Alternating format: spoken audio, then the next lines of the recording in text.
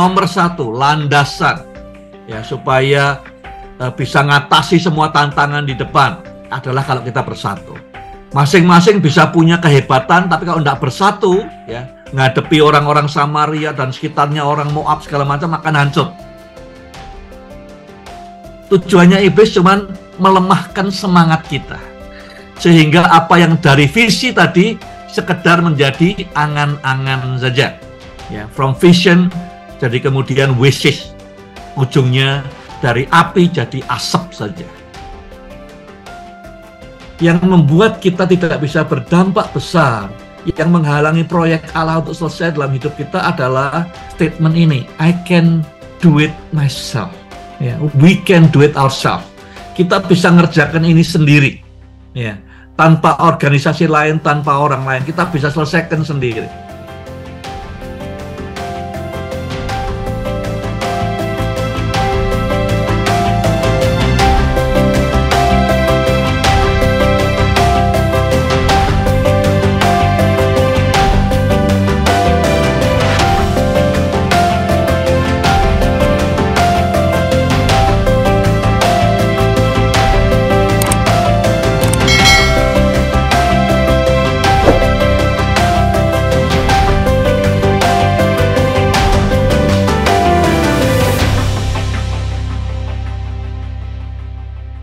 Saya beri judul keseluruhan Ezra ini, Leader as Educator.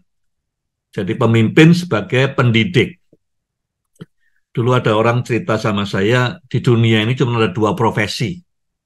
Satu adalah pendidik, yang kedua selebihnya daripada itu. Ya, jadi entah saudara gembala, entah saudara pembisnis, entah saudara pelayan Tuhan, apapun juga. Pertanyaannya, saudara pendidik atau bukan? Ya, menolong orang lain jadi lebih baik atau tidak? Nah, untuk pasal 34, saya beri judul groundwork atau landasan. Pekerjaan bangun landasan dalam membangun ketangguhan dan dampak yang langgeng dalam pelayanan kita. Zerubabel, waktu itu yang mimpin dua orang, Zerubabel dan Yosua, atau Yesua, mereka tahu bahwa perjuangan untuk membangun kembali bait Allah ini bukan perjuangan yang gampang. Sebelum mereka berangkat, mereka sudah tahu bahwa suku-suku di bangsa-bangsa sekitar Israel semua tidak suka, gitu ya. Kalau Yerusalem dibangun lagi, karena kalau dia kuat, maka kemudian kekuatan, kekuasaan, privilege yang mereka punya akan hilang, ya. Dari provinsi-provinsi Persia yang di seberang sungai Efrat, di sebelah barat sungai Efrat, akan kalah pengaruhnya dengan Yerusalem. Mereka takut itu. Jadi kemudian mereka berusaha supaya bait Allah tidak terbangun lagi. Nah, Zerubabel tahu ini perjuangan yang tidak gampang dan akan lama. Ya, sudah berkali-kali dengar juga ungkapan, saya bukan mau ngomentari benar salah dan segala macam, tapi dalam peperangan seringkali pemimpinnya bilang jangan anggap remeh, ini peperangan akan makan waktu lama dan akan berat, jadi perlu persiapan. Jadi sebelum memulai bangun perlu persiapan. Ini yang kita mau bahas. Ada 5 poin yang dikerjakan oleh Zerubabel dan Yesua, ya, dua orang ini mempersiapkan orang Israel yang pulang dari Babel untuk bisa sukses nanti dalam proyek mereka membangun kembali bait Allah. Yang pertama, lihat pasal 3 ayat 1, dikatakan dalam bahasa Inggrisnya, dikatakan, now when the 7th month came and the sons of Israel were in the cities, the people gathered together as one man to Jerusalem. Ya. Jadi dikatakan dalam bahasa Indonesianya, dikatakan di kota-kota, menetap di kota-kota sebagai umat yang bersatu di Yerusalem. Kita tahu bahwa membangun kesatuan hati itu bukan hal gampang. Kesatuan hati tidak terjadi secara accident, kebetulan tidak ada. Selalu butuh pengorbanan, butuh upaya kerendahan hati, menganggap yang lain lebih penting dari diri sendiri, ya, melihat kelebihan-kelebihan orang lain, mau terbuka ngakui kesalahan, mau belajar. Jadi mereka pulang dari Babylon, kita belajar minggu lalu, tidak langsung bangun. Walaupun surat dari Raja Kores, bangun bait Allah, tapi Zerubabel berkata, kembali ke kotamu masing-masing, ya. Untuk apa? Untuk membangun komunitas. Ya, mungkin selama 7 bulan pertama ini, Zerubabel keliling, Yesua keliling, para imam Lewi ngajarkan, kalau kita terpecah belah, kita tidak akan menyelesaikan tugas. Jadi saudara mungkin sedang mengerjakan pelayanan yang baru, atau tugas yang baru di bisnis, di keluarga, di gereja, di organisasi. Langkah yang diambil Zerubabel untuk kita pelajari, nomor 1, landasan, ya, supaya bisa ngatasi semua tantangan di depan adalah kalau kita bersatu. Masing-masing bisa punya kehebatan, tapi kalau tidak bersatu, ya, ngadepi orang-orang Samaria dan sekitarnya, orang Moab segala macam, akan hancur. Jadi Zerubabel tahu itu. Langkah pertama, sebelum pegang semen, sebelum pegang batu, sebelum pegang tatah, palu segala macam, yang digarap adalah kesatuan hatinya. Itu 7 bulan pertama. Ya, kesatuan hati tidak terjadi karena kebetulan, diupayakan betul. Banyak orang berpikir kita kumpul, kita pelayanan, tujuannya bersatu. Bukan. Bersatu itu landasannya, bukan tujuannya. Ya. Yang kedua, kita lihat di pasal 3 ayat kedua. Ya, dikatakan, lalu Yesua, ini tadi kan bulan ke-7 ya, kumpul. Bulan ke-7 kumpul di Yerusalem satu hati.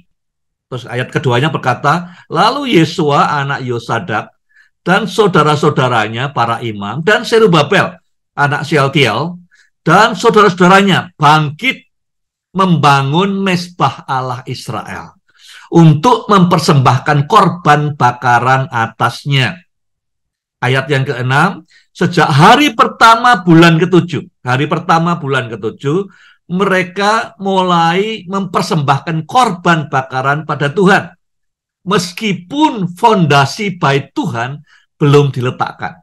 7 bulan lagi nanti baru diletakkan fondasinya. Jadi 7 bulan pertama bangun komunitas, bangun unity. 7 bulan berikutnya set the heart. Ya, merestorasi hati dulu sebelum bangun bait Allah. Hatinya ini diluruskan, diposisikan di posisi yang benar di hadapan Tuhan. Jadi yang dibangun mezbahnya dulu. Supaya kita tahu kita ini ada untuk memuliakan Tuhan. Membawa korban pagi, petang, dan segala macam, segala korban dipulihkan dulu. Hubungan kita dengan Tuhan direstorasi dulu. Luar biasa. 7 bulan pertama unity. 7 bulan kedua hatinya direstorasi dulu. Ya, sikap kita kepada Tuhan bukan sikap nuntut, bukan sikap berhak, bukan seakan-akan kita ini berjasa, tapi sikap mengucap syukur, korban sukarela, segala macam korban, mezbah dulu, ya, mezbah, berkorban, ya, mengucap syukur dulu, hatinya direstorasi. Yang ketiga, yang dikerjakan sebelum batu diletakkan adalah set the habit, dikatakan di pasal 3 ayat 2 juga, semua yang dikerjakan sesuai dengan apa yang ada tertulis dalam kitab Taurat Musa. Jadi Yesua ini seorang imam, ya, dan Zerubabel, setiap langkah yang diambil sesuai dengan Taurat Tuhan. Jadi tiap hari create habit untuk nyocokkan langkahnya, itu ada alignment tidak? Ada korban pagi, korban petang, gunanya apa? Minta ampun kalau salah hari itu, dan di-tuning lagi supaya iramanya, nadanya sama dengan surga tiap malam. Kalau kita tidak align dengan Tuhan, dengan firman Tuhan tiap hari, baru setahun sekali ikut retreat terus diluruskan, sakit semua, dan tidak maju jauh-jauh. Tapi kalau tiap malam kita align dengan firman Tuhan, ya, maka serangan kapanpun siap. Tapi kalau kita tidak align-nya hanya kalau retreat setahun sekali, ya, atau kalau Paskah atau apa, maka serangan dari orang-orang sekitar itu akan menghancurkan mereka. Nomor 3, kuncinya, persiapannya, Zerubabel align dengan firman setiap hari. Sesuai firman. Kalau sudah baca pasal 3, pasal 4, dikatakan berkali-kali, sesuai firman. Seperti yang dikatakan Musa, apa yang dikatakan oleh Taurat dan segala macam. Yang keempat, di pasal 3 ayat ketiga, ya, mereka mendirikan mezbah itu di tempat semula. Jadi waktu mereka mendirikan mezbah di tempat semula ini, kenapa disebutkan seperti ini? Jadi ini orang kumpul semua yang datang, kumpul di Yerusalem, ngelihat reruntuhan, ngelihat mezbah. Mezbah ini adalah kayak pintu gerbang rekonsiliasi. Ya, kalau sudah lihat di Perjanjian Lama, setiap kali orang Israel berdosa, korban bakaran untuk menghubungkan kembali Allah dengan umatnya, itu di mezbah ini. Ini sebelum masuk ke ruang suci yang hanya bisa dimasuki imam besar, mezbah ini adalah tempat terdekat umat Israel dengan Tuhan. Jadi waktu mereka mau bangun, mereka ditunjukkan ini tempatnya. Tujuannya apa? Ya orang-orang yang tahu, yang baca, yang ngerti firman, orang-orang yang tua lihat, kenapa kok bisa sampai seperti ini, tidak ada mezbahnya lagi. Ya. Ini kesempatan untuk evaluasi, lesson learned, what brought us here. Kok bisa sampai di sini? Umat pilihan Tuhan, janjinya pada Abraham, kasihnya lewat Musa, kok bisa sampai di titik yang paling nadir seperti ini?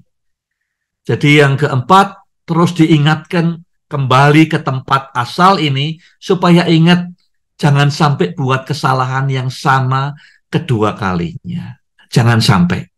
Ya, ditanamkan oleh Zerubabel. Ingat lesson learned. Ingat lesson learned. Yang kelima, yang penting adalah inspire courage. Dikatakan di pasal 3 ayat 3, meskipun mereka takut pada penduduk negeri itu, namun mereka membangun juga mezbah itu di tempatnya. Keberanian itu bukan in the absence of fear. Keberanian itu adalah walaupun ada rasa takut, do it anyway. Ya. Keberanian itu contagious, menular. Jadi apa yang dikerjakan setiap hari oleh orang Lewi, oleh para imam, oleh para pemimpin adalah how to demonstrate courage. Walaupun ada ancaman, ketakutan, but do it anyway. Ya, keberanian untuk mempertaruhkan apa yang berharga dalam hidup kita. Risk taker, berani nanggung resikonya untuk tugas mandat panggilan yang Tuhan berikan pada kita. Tanpa keberanian, kita tidak akan kemana-mana. Kita boleh kaya, boleh terkenal, boleh banyak followersnya. Tanpa courage, divine courage, moral courage, kita tidak kemana-mana. Zerubabel tahu 5 hal ini penting. Tantangan di depan kita berat. Ya. Bahkan nanti bangunnya bait Allah ini butuh kira-kira 20 tahun. Jadi butuh maraton, lari jarak jauh, dibutuhkan 5 hal ini. Yang kedua, kita perlu mengenali strategi musuh. Jadi Tuhan kalau pilih saudara dan pilih saya bukan karena dia iseng, dia sedang tidak sibuk, terus dia panggil saudara, dia ciptakan saudara. Tidak. Dia panggil karena dia punya proyek dalam hidup saudara dan lewat hidup saudara. Dan iblis juga tahu itu. Karena Tuhan pilih saudara sebelum saudara lahir, iblis juga lihat tanda-tanda itu. Orang-orang yang dipilih Tuhan. Saudara mungkin waktu kecil tidak tahu, tapi iblis tahu, Tuhan tahu. Tuhan pilih saudara. Ada proyek besar yang Tuhan kerjakan dalam hidup saudara dan saya. Dan juga melalui saudara dan saya. Nah, kita perlu tahu strateginya iblis untuk stop. Ya, ini usahanya orang-orang Samaria dan sekitarnya itu menyetop. Ya. Di stop pembangunan bait Allah, restorasi bait Allah di stop. Ya. Di pasal 4 ayat 4 dan 5 dikatakan maka penduduk negeri itu, artinya orang-orang yang tadi campuran tadi ya, melemahkan semangat orang-orang Yehuda dan membuat mereka takut membangun. mereka nyogok para penasehat atau para pejabat ya untuk melawan orang-orang Yehuda dan menggagalkan rancangan atau rencana mereka. Jadi kita lihat pada berbagai poin di sini yang kita mau lihat apa yang dikerjakan iblis untuk stop ya supaya pekerjaan Tuhan, proyek Tuhan dalam hidup saudara dan saya dan lewat hidup saudara saya tidak selesai. Dia tidak perlu menghancurkan, cukup di stop saja. Ya, mangkrak istilahnya gitu. Apa yang Tuhan taruh dalam hidupmu mangkrak, stop. Nah, itu usahanya iblis, kita perlu kenali strateginya. Yang pertama, dikatakan di pasal 4 ayat 4, dia melemahkan semangat, discourage the people. Ya, dalam message kalau tidak salah terjemahnya beating down the moral. Ya, moralnya dihancurkan, semangatnya hilang, dilemahkan semangatnya hati umat Tuhan. Jadi saudara periksa diri ya, apakah pernah kita atau sekarang ya sudah tidak lagi berapi-api semangat, yakin bahwa apa yang Tuhan mandatkan akan terlaksana. Mungkin ada yang diberi mandat Tuhan untuk bikin sekolah, ya bikin pemuritan, bikin gereja, bikin jemaat, eklesia dengan pertolongan Tuhan atau apapun. Tapi kemudian menghadapi tantangan, tertunda ini itu, ya tujuannya iblis cuman melemahkan semangat kita. Sehingga apa yang dari visi tadi sekedar menjadi angan-angan saja. Ya, from vision jadi kemudian wishes. Ujungnya dari api jadi asap saja. Yang kedua yang dikerjakan iblis adalah mengirimkan intimidasi. Dikatakan di 4 ayat 4, dan membuat mereka takut untuk membangun. Intimidasi datang lewat ancaman, ya, menakut-nakuti. Outcome-nya apa intimidasi? Ya takut, khawatir, dan tidak berani bergerak lagi. Dikatakan iblis itu seperti singa mengaum-ngaum, bukan singa menggigit-gigit. Ya, mengaum-ngaum itu tujuannya apa? Nakut-nakuti. Ya, diancam, ditakut-takuti, supaya kita tidak bergerak membangun, diam di tempat saja. Jadi yang kedua adalah ancaman, intimidasi, ya, khawatir nanti tidak bisa makan, khawatir nanti kalau gagal, khawatir orang ngomong begini dan begitu dan segala macam. Yang ketiga, dikatakan mereka nyogok, menyuap, ya, menyuap para pejabat, para penasehat, supaya apa? Supaya melawan rancangannya, menggagalkan rencananya orang-orang Yehuda, ya, orang-orang umat Tuhan. Jadi mereka mengeluarkan uangnya supaya para penguasa ini menyalahgunakan kekuasaannya, menindas. Jadi yang ketiga adalah penindasan. Bisa itu adalah aniaya, bisa itu adalah diperlakukan tidak adil, ya, segala macam dalam kehidupan saudara, ya, ditindas, izin tidak keluar, segala macam, aniaya dan segala macam. Ya, jadi yang nomor 3 strateginya iblis adalah dia berusaha demikian rupa supaya ada penguasa-penguasa yang abuse power mereka untuk menggagalkan rancangan Tuhan dalam hidup saudara. Itu strategi iblis nomor 3. Ya, banyak orang kemudian menyerah, ya, jalan buntu sini, ditindas di sana, ya, dianiaya di sini, ya, berhenti saja aman. Ya. Yang keempat, yang terakhir, strategi iblis adalah menyebarkan fitnah, menebar fitnah. Fitnah itu adalah separuh kebenaran. Mereka nulis surat kepada raja di Persia, ya, berkata, cobalah lihat di arsip-arsip kerajaan tentang Bait Allah, tentang Yerusalem. Kamu akan temukan ya raja bahwa di masa lalu kalau mereka ini kota ini paling nggak bisa diatur. Ya, kalau pas ada Bait Allahnya, ya, Yerusalemnya berdiri, sulit ditaklukkan.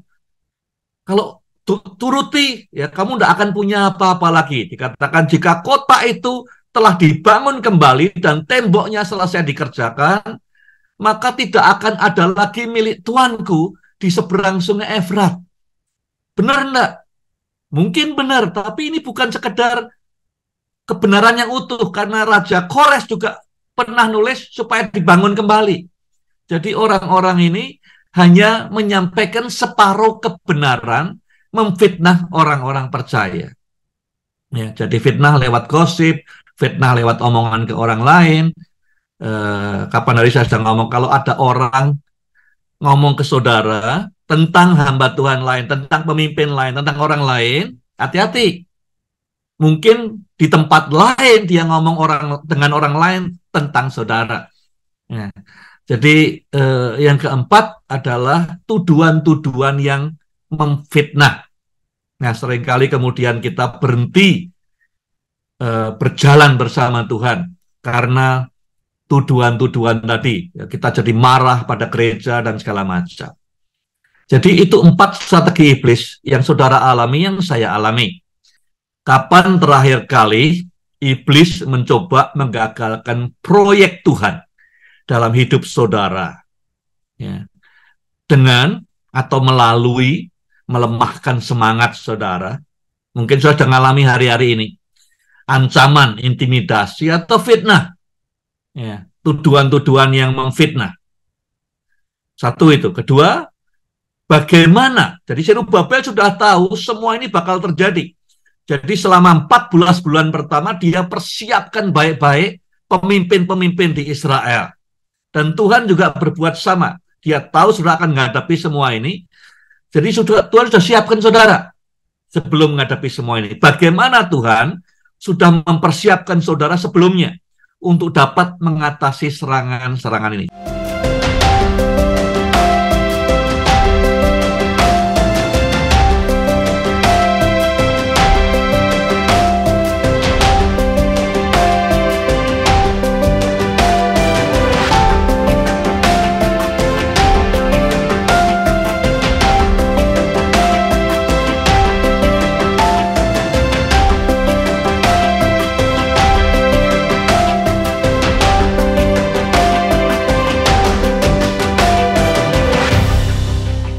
Seringkali ini samping bahwa iblis in the business selalu tiap hari untuk stop project Allah dalam hidup kita lewat berbagai strateginya tadi. Tapi kita juga punya the inner enemy, ada musuh di dalam kita yang tidak kalah ganasnya. Bahwa tadi kita aware ada iblis yang tiap hari kerja keras untuk nyetop kita, untuk buat kita mangkrak, untuk membuat karya Tuhan berhenti.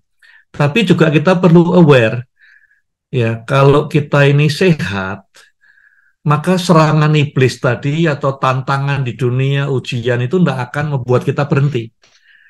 Tapi kalau kita immune sistemnya rusak, ya, maka iblis tidak perlu repot-repot, kita hancur sendiri.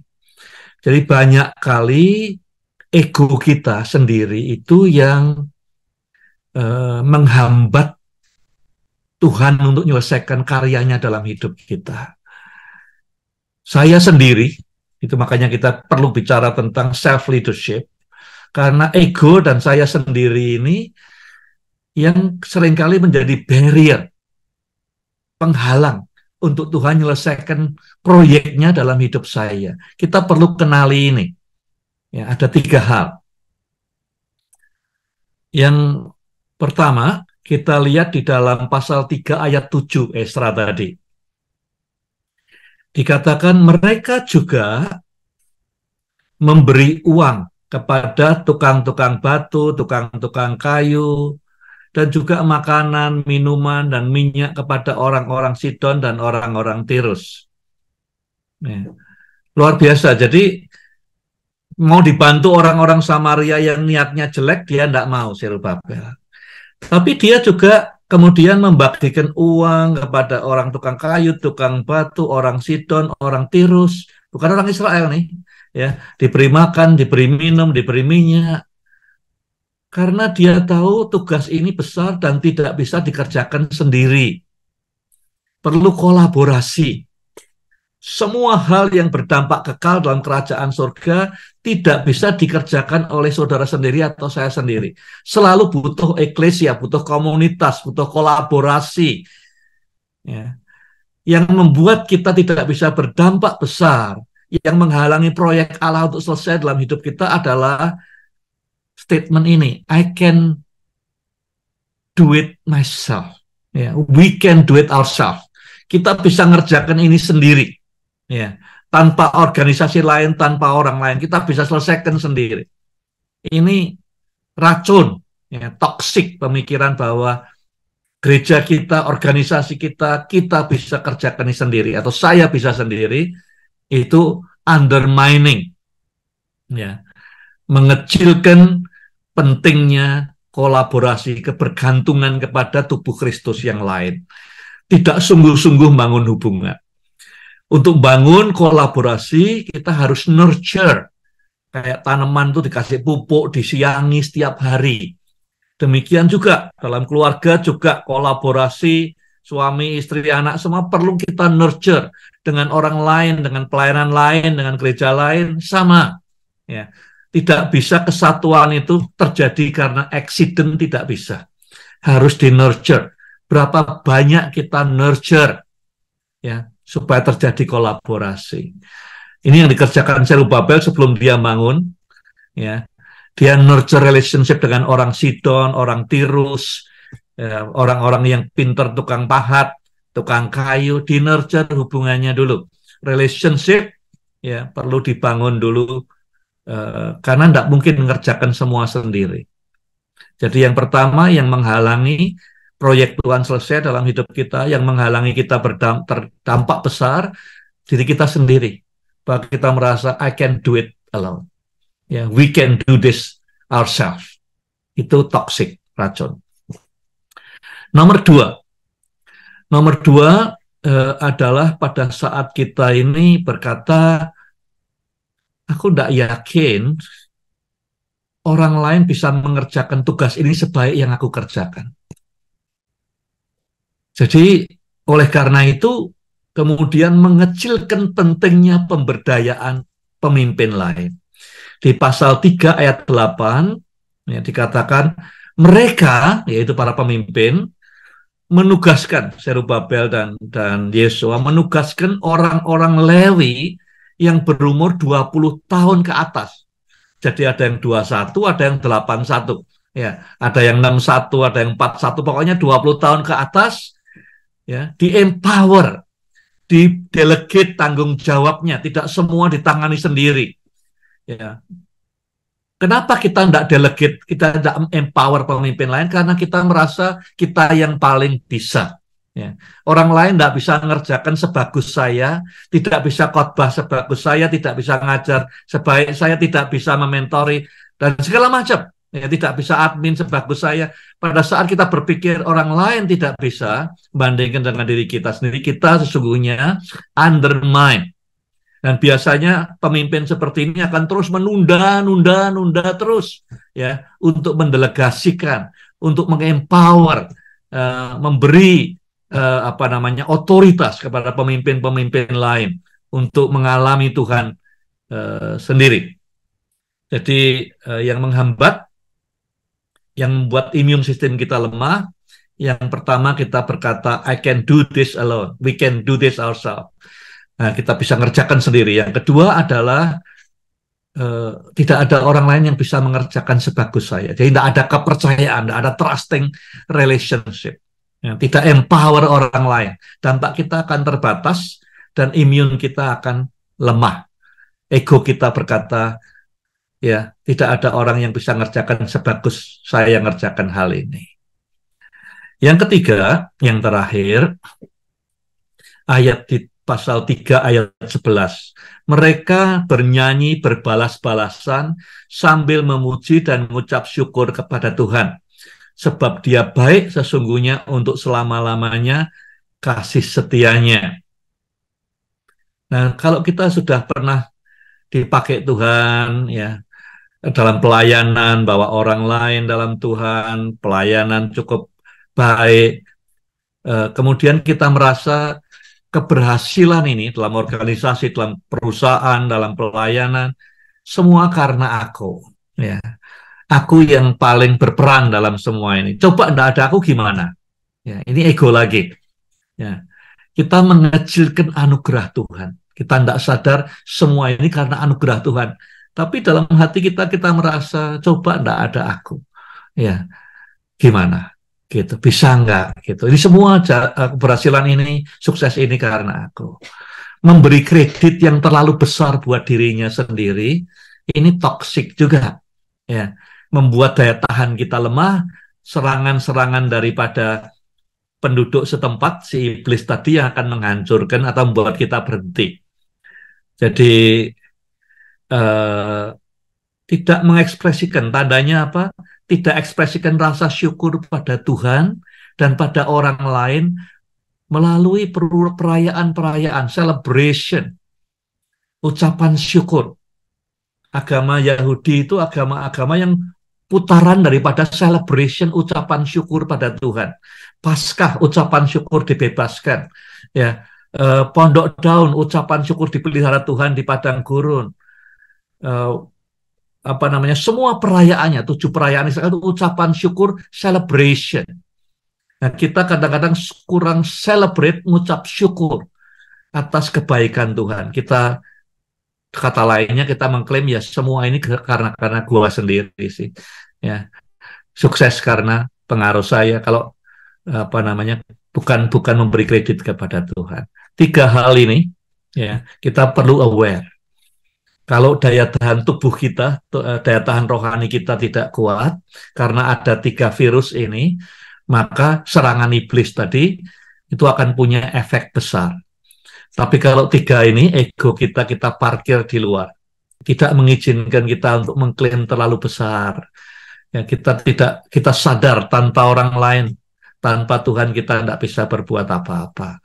Maka kita akan move terus. Berat ya, tapi terus bergerak, terus maju.